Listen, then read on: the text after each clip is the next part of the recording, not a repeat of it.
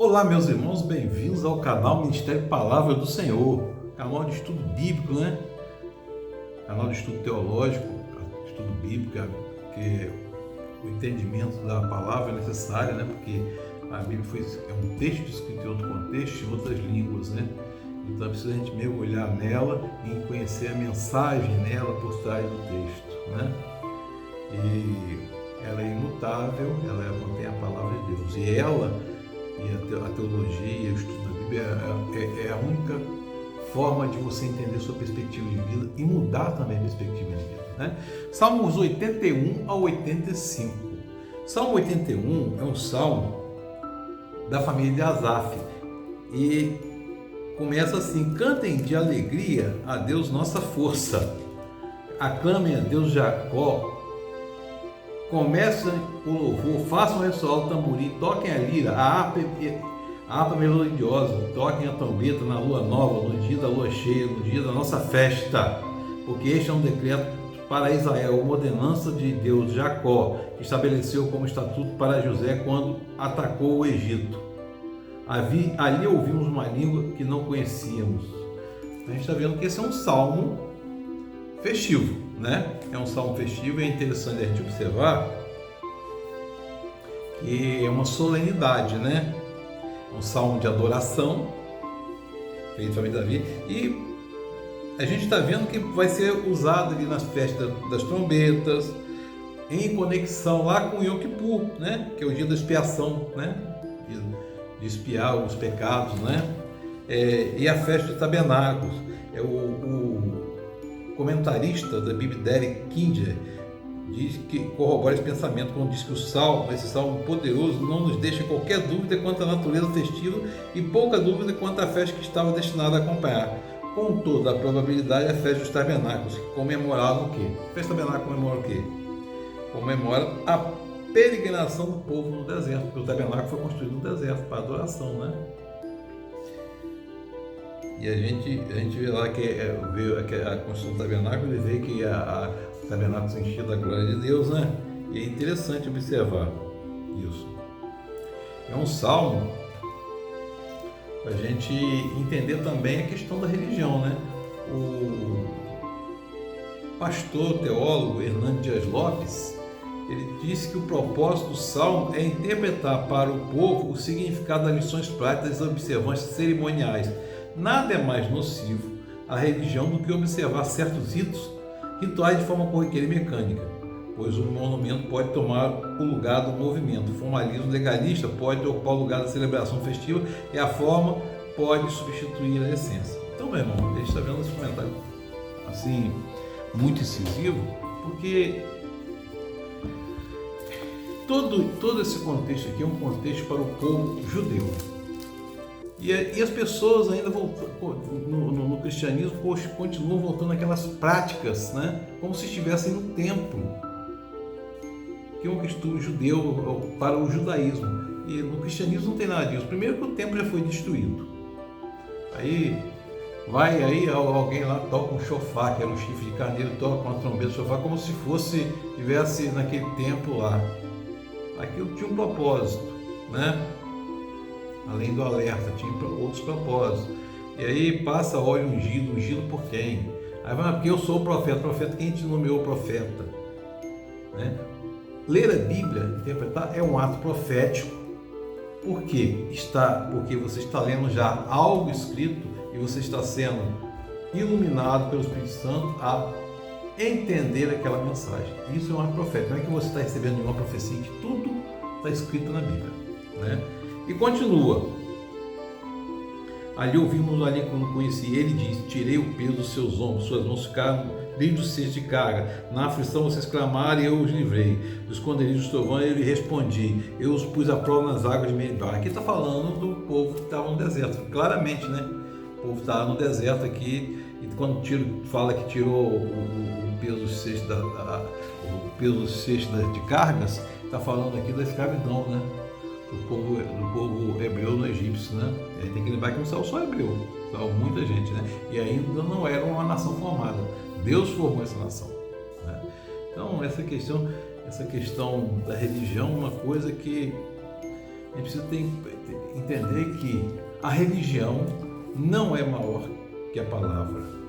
Ninguém pode mudar a palavra, a essência da palavra de Deus. Uma interpretação errada leva muita gente a um caminho errado. É preciso conhecer, entender e ter muito cuidado, né? E aí fala, eu sou o Senhor, o seu Deus, que o tirei da terra do Egito. Abra sua boca, eu o alimentarei, mas o meu povo não quis ouvir. Aqui está falando da rebeldia do povo e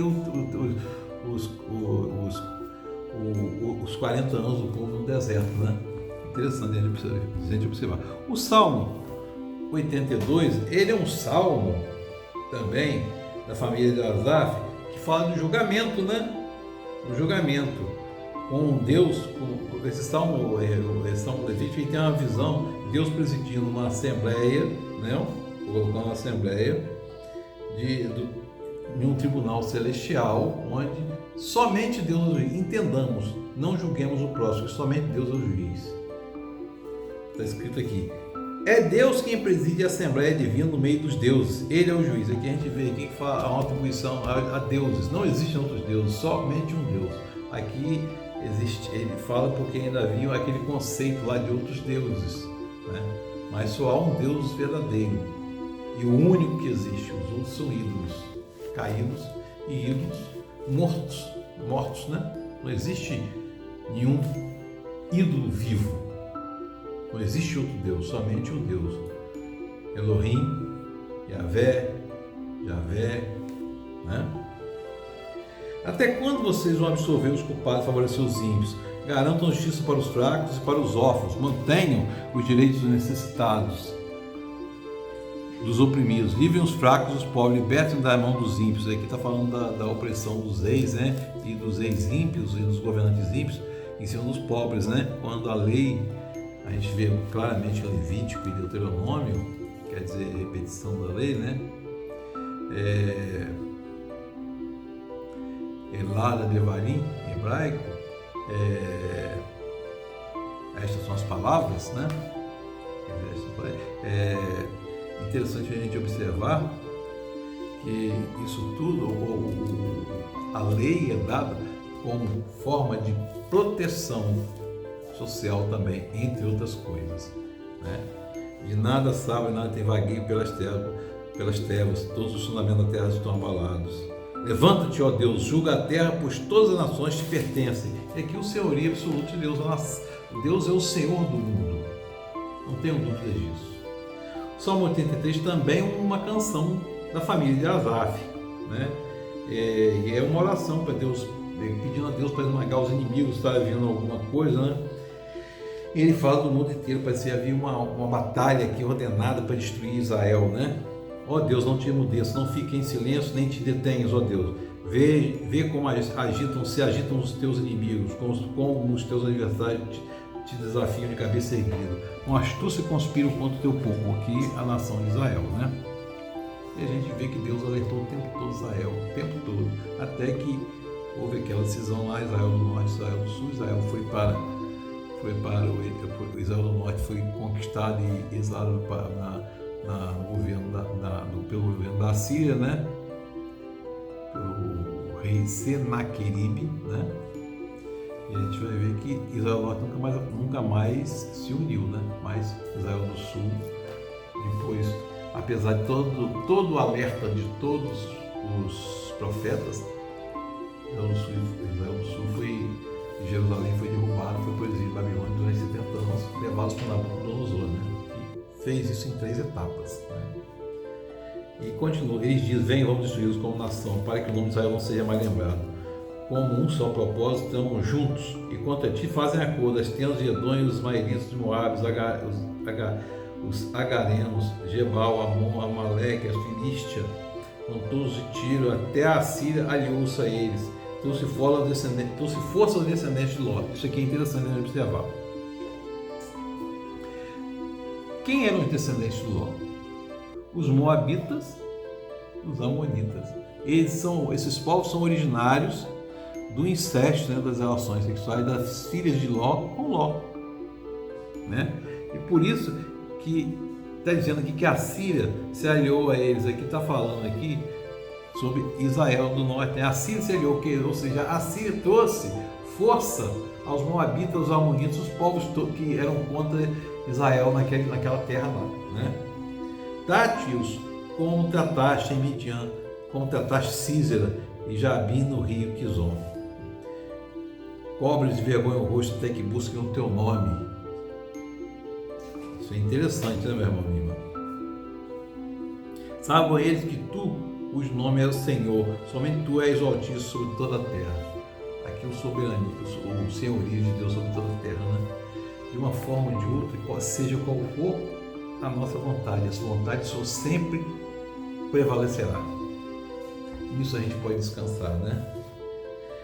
E a gente vê tantas da nossa fraqueza humana mesmo, a necessidade. Nós temos uma série de carências e necessidades. As pessoas hoje usam muitas emoções carentes, latentes do ser humano para explorar a fé do ser humano.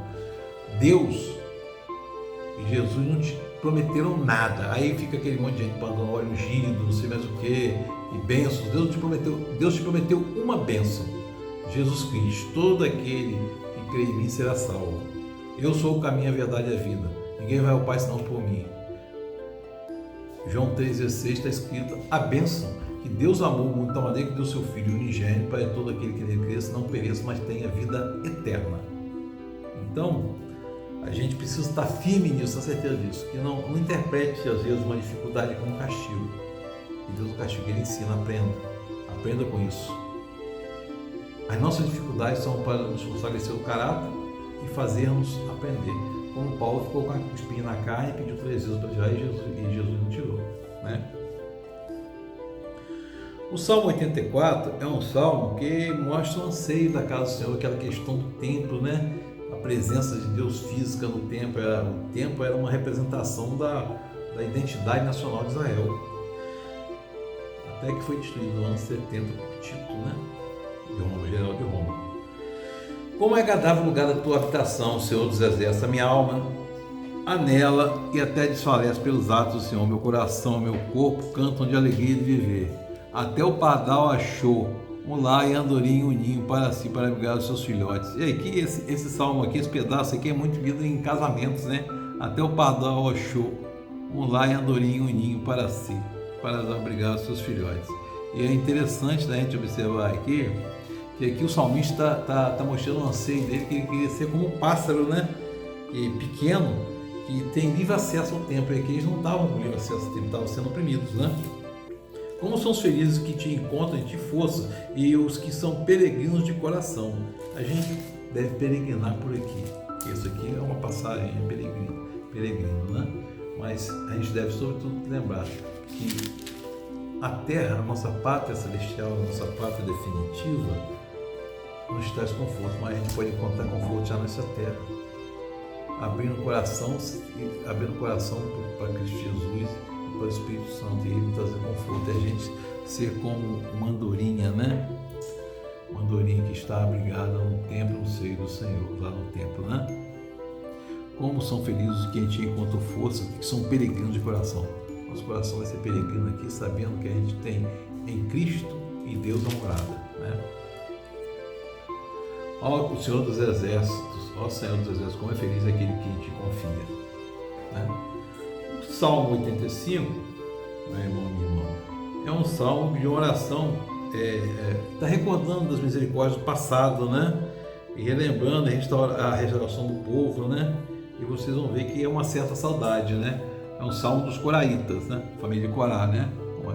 Que é lá da família lá de Números, que a gente viu lá 16, né? Foste favorável à tua terra, ó Senhor, tu fizeste restauração a Jacó, perdoaste a culpa do teu povo e cobriste os pecados todos.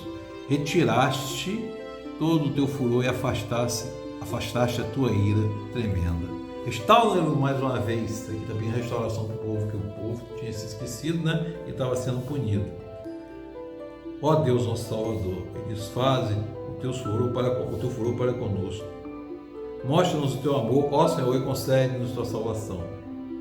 Isso aqui a gente sempre fala, mostra-nos o teu amor, concede-nos a tua salvação. Mas a salvação foi dada aqui, Jesus Cristo, né? O amor máximo, a expressão do amor foi dado, Deus encarnado aqui. príncipe da paz, conselheiro maravilhoso, né? A justiça, o Senhor nos trará bênção, a nossa terra dará a sua colheita. A justiça irá diante dele e preparará o caminho para os seus passos. Está falando aqui, Jesus, falando aqui da preparação para o caminho de Jesus Cristo aqui, né? Como o João Batista fez, né? O João Batista fez, preparou o caminho para o Senhor, endireitar as suas veredas, né? Meu irmão e minha irmã, que o Espírito Santo de Deus esteja sobre nós, nos abençoando, sabendo que nosso coração deve ser um coração peregrino, em busca sempre da oração e de agradar a Deus. Deus nos abençoe. Amém.